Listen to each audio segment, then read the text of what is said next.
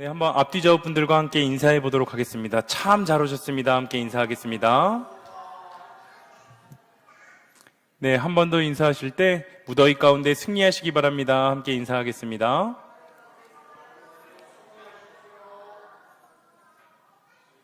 네, 특별히 이 자리에 지금 대전 한빛교회에 갔다 오신 12용사들이 복귀하셨습니다. 네, 대전 지역에서 큰 은혜 받으시고 또 이렇게 서울로 오셔서 우리 일신교회에 또 이렇게 아름다운 영향력들을 끼쳐주실 텐데, 그곳에서 받았던 그 은혜 여기 서울에서 또 우리 일신교회에서 함께 나누며 또한 본이 되는 모습을 통해서 우리에게 또 아름다운 또 우리에게 귀한 영향력을 미쳐주시는 12분의 귀한 용사분들 다 되시기를 소망합니다. 오늘 이 시간 주님을 예배하시는 모든 일신교회 성도님들에게 하나님께서 부어주시는 놀라운 은혜와 참 사랑이 부어질 수 있기를 간절히 소망합니다. 마지노선이라는 이야기 많이 들어보셨죠? 이 마지노선의 이름은 프랑스 전쟁부 장관이었던 앙드레 마지노라는 사람의 이름에서 유래되었는데, 우리나라에서는 이 마지노라는 말이 마지막이라는 말과 어감이 유사하기 때문에 마지막 방어선 혹은 넘어서는 안 되는 선 등의 뜻으로 사용이 되고 있지만, 원래는 세계 1차 대전 당시에 독일에게 막대한 피해를 봤었던 그 프랑스가 독일의 공격을 막기 위해서 프랑스와 독일의 국경을 따라 지었었던 영구 요새선이었습니다.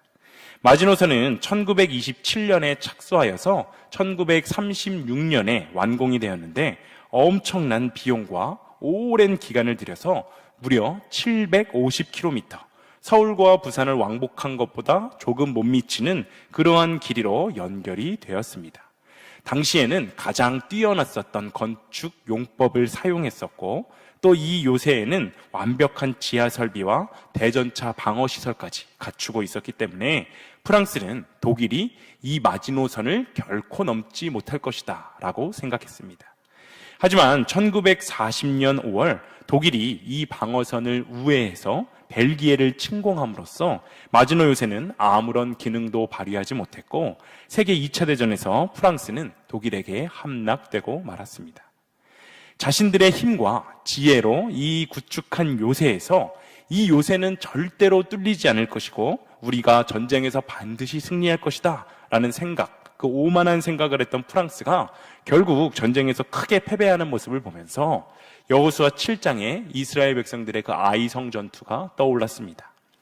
이스라엘 백성은 난공불락 여리고성을 하나님의 도우심으로 완벽하게 점령한 후에 기고만장해졌습니다. 사실 어찌 보면 자신들의 실력이 아니라 하나님의 말씀에 대한 그 온전한 순종 덕분에 하나님께서 이스라엘 백성들에게 여리고 성을 함락시키는 그 전쟁에 큰 승리를 허락하셨던 것임에도 불구하고 그들은 시간이 지나자 점차 교만함에 빠져서 하나님의 도우심에 대해서 조금씩 잊어가기 시작했습니다. 결국 그들은 여리고성 전투 이후에 그 아이성이라는 작은 성을 점령하기 위해서 정탐꾼들을 보냈는데, 여리고성에 비하면 너무나도 작고 허술해 보였기 때문에 하나님에게 그 어떤 것도 묻지 않고 하나님에게 그 어떤 도움도 요청하지 않고 아무런 기도도 없이 아이성과의 전투에 뛰어들었다가 쓰디쓴 패배를 당하게 되었습니다. 하지만 그들은 그 패배를 통해서 교만했었던 자신들의 모습을 깨달았고 하나님 앞에서 말씀을 기다리는 믿음의 자세를 갖게 되었습니다. 자신들의 힘과 능력을 의지하는 것이 아니라 하나님의 말씀을 듣고 바로 그 길을 선택하는 것이 승리의 중요한 길임을 깨닫게 된 것입니다. 그들은 1차 전투 때와는 달리 하나님께 매달려서 하나님에게 도우심을 간절히 구했고 철저하게 작전을 짜며 군사의 수도 늘렸습니다. 비록 아이성이 큰 성읍이 아니었음에도 그들은 여호수아를 비롯한 지도자들이 먼저 앞장서서 최선을 다해서 전투에 임했는데, 그 결과 하나님의 도우심과 이스라엘 백성들의 그 최선의 합작품으로 승리를 만들게 됩니다. 이렇듯 아이성 1차 전투에서는 아이성 1차 전투에 있었던 그 패배는 이스라엘을 더욱더 성숙하게 만들었는데, 실패와 그 아픔의 대가는 너무나도 혹독했지만 그들은 인생에서 아주 중요한 교훈을 얻을 수 있었습니다. 더욱 놀라운 것은 그들은 그 전쟁에서의 패배 이후에 그들의 인생에는 다시는 실패가 없을 것 같이 완벽하게 율법을 살피고 또 철저하게 영적으로 무장을 했다라는 사실입니다. 여호수아서 8장 34절은 이렇게 이야기합니다. 우리가 함께 읽어보겠습니다. 그 후에 여호수아가 율법책에 기록된 모든 것대로 축복과 저주하는 율법의 모든 말씀을 낭독하였으니. 아멘. 여호수아와 이스라엘 백성은 실패에 대해서 철저하게 연구하고 준비했습니다. 또한 앞으로는 절대로 패배하지 않을 것처럼 승리 이후에도 하나님의 말씀을 낭독하며 묵상하는 모습을 통해 대단하다라는 생각까지도 들게 합니다. 그러나 이스라엘 백성은 얼마 시간이 지나지 않아 새로운 형태의 시험에 또다시 실패를 맛보고 마는데, 그것이 바로 오늘 함께 살펴볼 여호수아 9장의 핵심 내용입니다. 그들은 한 번의 큰 실패를 통해서 다시는 실패를 맛보지 않고 하나님의 뜻대로 살기를 위해서 애쓰고 또 애썼지만 결국 오랜 시간이 지나지 않아 하나님의 명령을 어기고 자신의 뜻대로 살아가는 그들의 모습을 보면서 인간이란 존재가 얼마나 나약하고 부족한지를 깨닫게 합니다. 하나님은 이스라엘 백성을 뜻밖의 시험과 유혹에 넘어가도록 허용하시고 그들이 어떠한 상황 속에서도 잊지 않고 기억해야 할 그 믿음의 자세와 삶이 무엇인지를 교훈하시는데, 이 교훈의 핵심은 여호수아서 9장 14절에 있습니다. 우리가 함께 읽어보겠습니다. 무리가 그들의 양식을 취하고는 어떻게 할지를 여호와께 묻지 아니하고. 아멘. 이스라엘 백성들은 애쓰고 노력했으나 실패를 경험하게 되는데 그 원인은 여호와께 묻지 않았던 것, 바로 이것에 있었습니다.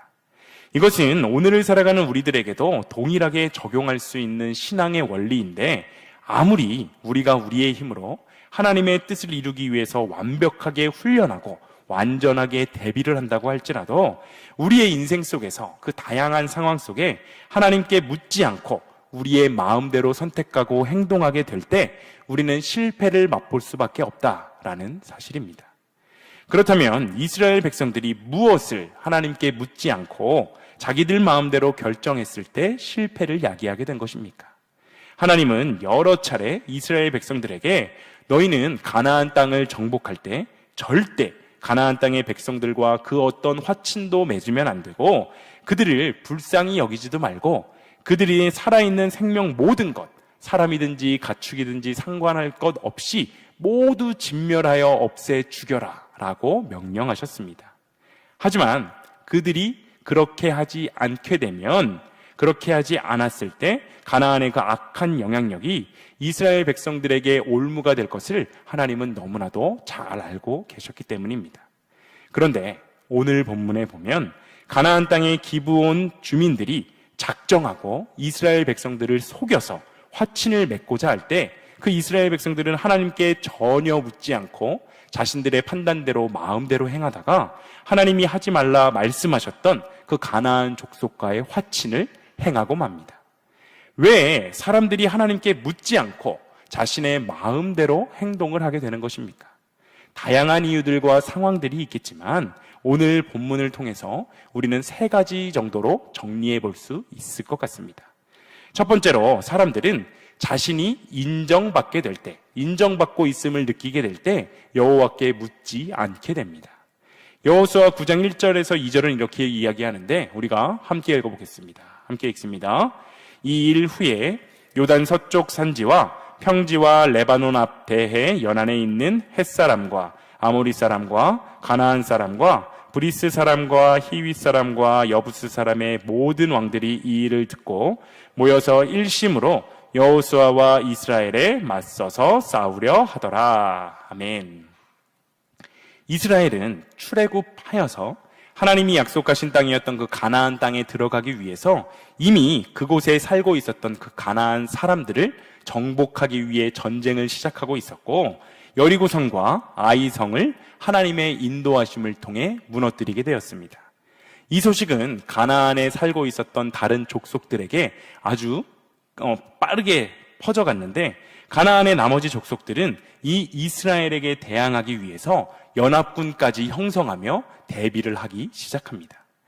이러한 상황 속에서 이스라엘 백성들, 그들의 마음은 과연 어땠을까요?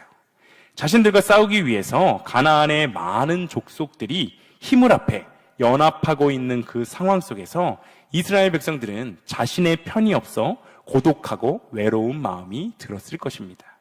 물론 하나님이 함께 하셔서 자신들이 싸움에 이기게 해주신 것, 그것들이 믿어지긴 하지만 자신들이 가나안에 있는 모든 족속과 계속하여서 언제 끝날지 모르는 그 싸움을 계속해야 한다는 것도 큰 부담으로 다가왔을 것입니다. 그런데 바로 이러한 상황에서 전혀 모르는 사람이었던 기브온 사람들이 와서 뜻밖의 말을 하게 됩니다. 당신들이 섬기는 하나님이 당신들을 위대한 백성이자 승리의 백성으로 만들었다라고 말하면서 하나님을 인정하는 말을 하고 있는 것입니다.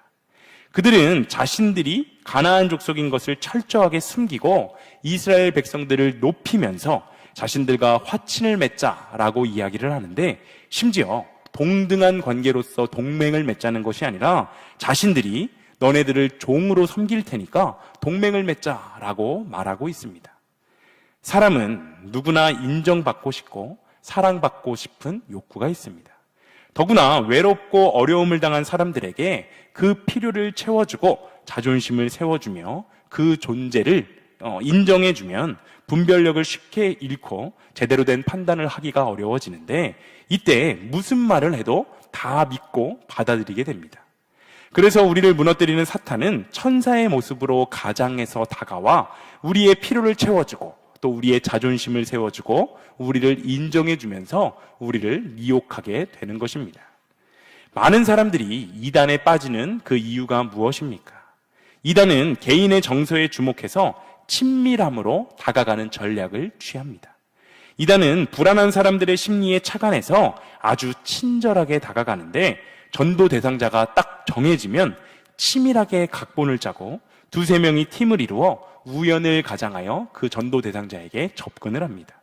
특히 전도 대상자의 그 정보를 사전에 파악해서 대상자의 심리에 주목하여 접근하기 때문에 쉽게 넘어갈 수밖에 없게 되는데, 그리고는 수개월간 친밀함을 형성하여 거절하지 못하게 만드는 그러한 인간관계를 형성해 놓고, 그리고 나서 성경 공부를 가장한 이단 교리를 세뇌시키며 많은 사람들, 특별히 많은 청년들을 현혹시켰습니다.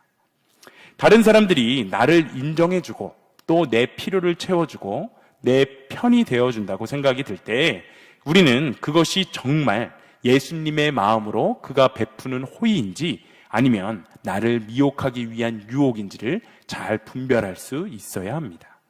우리가 평소에 예배도 잘 참석하고 성경도 열심히 읽고 신앙생활을 아무리 잘한다고 해도 방심하지 말고 철저하게 하나님께 여쭈어 보아야 하는데, 그래서 날마다 하루를 시작할 때 새벽을 말씀과 기도로 여는 것, 이것이 너무너무 중요합니다. 내 생각과 지혜로 세상의 일들을 분별하려고 하면 너무나도 어렵지만, 어떤 이야기를 들어도 흔들리지 않고 올바른 판단을 하려면 항상 우리의 아버지 되시는 하나님께 묻고 하나님의 말씀에 의지해서 결정해야 하기 때문입니다. 나의 생각과 지혜가 아니라 하나님의 뜻에 의지하며 세상의 수많은 미혹 가운데 올바른 분별력으로 바로 서는 우리 모두가 되기를 소망합니다. 특별히 하나님께서 쉬지 말고 기도하라 라고 말씀하신 이유는 미혹의 영에게 넘어가지 말라 라고 말씀하신 것임을 기억하며 어떠한 순간에도 하나님께 묻고 하나님을 의지하는 우리 모두가 되시기를 소망합니다. 두 번째, 사람들이 하나님께 묻지 않고 자신의 마음대로 행동하는 이유는 사람들은 자신에게 유익이 되는 일이 있을 때 하나님께 묻지 않기 때문입니다. 맨 처음 기브온 사람들이 여호수아에게 조약을 맺읍시다 라고 이야기를 하면서 찾아왔을 때 여호수아의 반응은 냉담했습니다. 본문 7절에 보면 너희가 우리 가운데 거주하는 듯한데 우리가 어찌 너희와 조약을 맺을 수 있겠느냐라고 말하면서 큰 관심을 주지 않았습니다. 그런데 그의 태도가 확 변하게 되는 계기가 있는데 본문 8절을 함께 읽어보겠습니다. 8절입니다. 그들이 여호수아에게 이르되 우리는 당신의 종들이니이다 하매 여호수아가 그들에게 묻되 너희는 누구며 어디서 왔느냐 하니. 아멘. 기브온 주민들이 처음에 그냥 찾아와서 조약을 맺읍시다 라고 이야기를 할 때는 그다지 관심도 없었고 부정적인 반응까지도 보였었던 그 여호수아가 그들이 우리는 당신의 종들입니다 라고 말하는 그 이야기를 듣자마자 관심을 보이며 너희는 누구고 어디에서 왔느냐 라고 질문합니다. 이스라엘 백성의 허드렛 일을 도맡아 해줄 종들이 생기면 자신들에게도 엄청난 유익이 있을 것이 분명했기 때문에 흔들리기 시작한 것입니다. 오늘날 성도 개인이나 교회가 타락하고 혼란을 겪는 것은 교회 안까지 이 시대에 흐르고 있는 큰 사상적인 줄기인 실용주의, 바로 이 실용주의가 교회 안까지 깊숙이 침투했기 때문입니다. 얼만큼 효율적인가? 얼만큼 큰 이익을 남길 수 있는가? 얼만큼 나에게 유익이 되는가? 라는 생각이 교회와 교회 공동체 안까지 들어와 버렸습니다. 교회에서 사역을 할 때도 나에게 오는 이익이 있는가를 계산을 하고 이웃을 돕고 봉사를 하면서도 우리 교회에 돌아올 이익을 따지는데 이것은 결코 하나님이 기뻐하시는 일이 아닙니다. 사실 우리가 지역사회를 섬기는 일들은 실용주의적인 측면에서 생각을 해보면 완전히 손해보는 장사입니다. 노인정과 남대문 시장 상인들에게 매주마다 선물을 들고 나가서 나눠드리는 일도, 또 전도마차를 통해서 시원한 요구르트와 쌀과자 등을 지역 주민들에게 나눠주는 그 전도지와 함께 나눠드리는 그 일도 경제적인 측면에서 보면은 완전히 손해보는 장사일 수밖에 없습니다. 하지만 그럼에도 불구하고 우리가 이 일을 쉬지 않고 진행할 수 있는 이유는 경제적인 이익이 아니라 하나님 나라에 대한 그 한 영혼이라도 더 하나님 나라에 갈 수 있기를 바라는 그 마음으로 섬기는 것이지 않습니까? 분명 하나님께서 우리들에게 바라시고 원하시는 일들은 경제적으로 손해를 볼지라도 한 영혼이라도 애끓는 마음으로 구원에 이를 수 있도록 돕는 일입니다. 내일 모레 회원 어린이집에 우리 교회 공간을 빌려주며 약 60여 명의 아이들이 풀장에서 즐겁게 물놀이를 할 수 있도록 섬기는 행사가 준비되고 있습니다. 실용주의적인 측면에서 볼 때 아이들을 위해 우리 교회를 개방하는 것, 이것이 과연 무슨 유익이 있겠습니까? 오히려 아이들을 위해 우리가 이번에 큰맘 먹고 구입한 수영장도 이렇게 세팅을 해줘야 되고 물도 받아줘야 합니다. 성경학교 때 이미 물을 받고 한번 놀아보았는데 물 받는 데만도 9시간 정도가 걸리더라고요. 물 양도 어마어마하게 들어갑니다. 또 그들이 안전하게 교회 곳곳을 다닐 수 있도록 점검하고 체크해야 되고 교역자들에게는 신경 쓸 일이 더욱더 많아집니다. 그럼에도 불구하고 이 일에 기쁨으로 우리가 헌신할 수 있는 것은 분명 하나님께서 기뻐하시는 일임을 확신하기 때문입니다. 하나님을 모르는 친구들, 선생님들, 부모님들, 그저 교회에 한번 발을 들이고 행사 가운데서 고마움과 따뜻함을 느낄 수 있다면 그것이 바로 하나님의 사랑을 전달하는 일이고 구원에 이르도록 만드는 첫 걸음이 되지 않겠습니까? 특별히 저희 아이들이 다니고 있는 그 어린이집 원장님이 물놀이 행사를 하고 싶은데 어린이집이 너무 좁아 어려움을 겪고 있다라는 소식을 들었을 때 우리의 교회 공간이 떠올랐는데 담임 목사님께 이 이야기를 드렸을 때 1초도 고민하지 않으시고 흔쾌히 허락을 해주셨습니다. 또한 장로님들도 그 누구도 반대하지 않고 지지해 주셨습니다.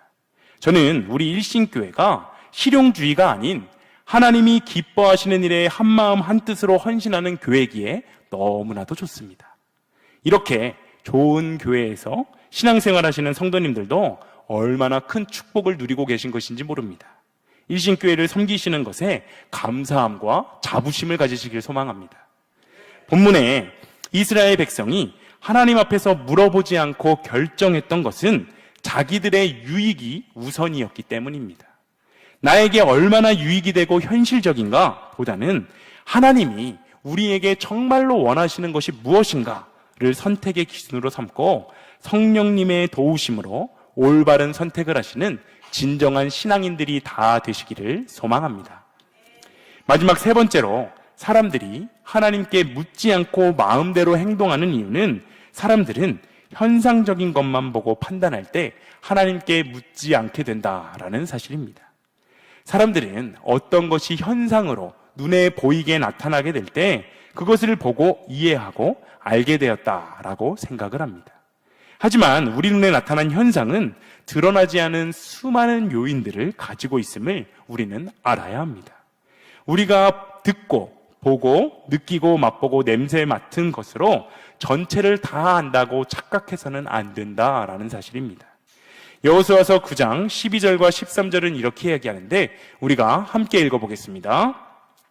우리의 이 떡은 우리가 당신들에게로 오려고 떠나던 날에 우리들의 집에서 아직도 뜨거운 것을 양식으로 가지고 왔으나 보소서 이제 말랐고 곰팡이가 났으며 또 우리가 포도주를 담은 이 가죽 부대도 새 것이었으나 찢어지게 되었으며 우리의 이 옷과 신도 여행이 매우 길었으므로 낡아졌나이다 한지라. 아멘. 지금 기브온 사람들은 자신들이 멀리서 온 그러한 민족이라고 속이고 있는데 이 사람들의 모습이 남루하고 가지고 온 물건과 양식도 곰팡이가 피고 옷도 떨어진 것을 보면서 이스라엘 백성들은 그들의 말을 온전히 믿었고 심지어는 그들을 불쌍히까지 여기게 합니다. 그리고 자신들이 현실을 잘 이해하고 있다라고 생각했기 때문에 하나님께 이런 것들을 물어볼 필요를 느끼지 못했습니다. 사실 대부분의 사람들은 잘 이해되지 않는 고난과 시련으로 내가 생각했었던 길들이 막힐 때 사람들은 하나님께 간절하게 묻게 되지만 반대로 자기가 다 이해하고 알 수 있다고 생각할 때는 기도하거나 겸손히 하나님께 물어보지 않고 마음대로 행동하는 경향이 있습니다. 성경은 우리에게 심각한 오류에 대해서 지적하는데 대표적으로 요한일서 4장 1절을 함께 읽어보겠습니다. 함께 읽습니다. 사랑하는 자들아 영을 다 믿지 말고 오직 영들이 하나님께 속하였나 분별하라. 많은 거짓 선지자가 세상에 나왔음이라. 아멘. 이 말은 눈에 보이는 것이 전부가 아니다라는 말로 눈에 보이는 것이 항상 진실이 아닐 수 있다라는 것을 말해주고 있습니다. 우리가 사람을 판단할 때에도 눈에 보이는 것만으로 살펴보면 판단하면 실패할 때가 너무나도 많습니다. 신앙의 연륜이나 직분 등으로 그 사람의 인격이나 신앙의 정도를 평가할 때 실패하게 되는데 우리가 제대로 사람을 판단하려면 눈에 보이는 것만으로 판단하는 것에 그치는 것이 아니라 그 사람의 내면의 신앙 고백이 무엇인가라는 것을 살펴봐야 되고 그 사람의 물질 사용과 인간 관계와 삶의 우선순위가 실제로 어디에 있는지 우리는 그것들도 다 살펴보아야 합니다.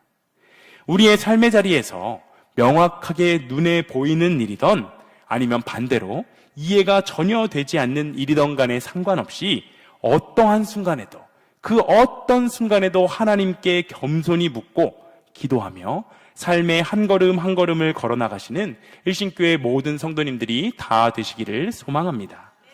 오늘 말씀을 정리해 보겠습니다. 신앙생활의 핵심은 끊임없이 하나님께 물어보는 것입니다. 오늘 본문의 이스라엘 백성들이 실패를 경험한 이유는 여호와께 묻지 않고 결정을 했기 때문이었습니다.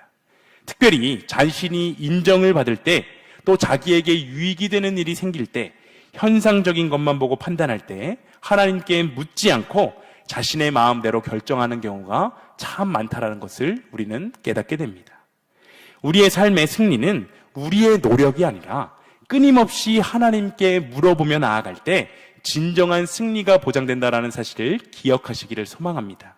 그러므로 언제나 하나님께 지혜를 구하고 도움을 요청하며 살아가며 우리의 삶의 자리에서 우리가 무슨 선택을 하든지 하나님이 기뻐하시는 일이 무엇일까? 하나님이 과연 어떠한 방향을, 어떠한 선택을 기뻐하실까? 하나님께 묻고 결정하는 우리 모두의 삶이 다 되시기를 간절히 소망합니다.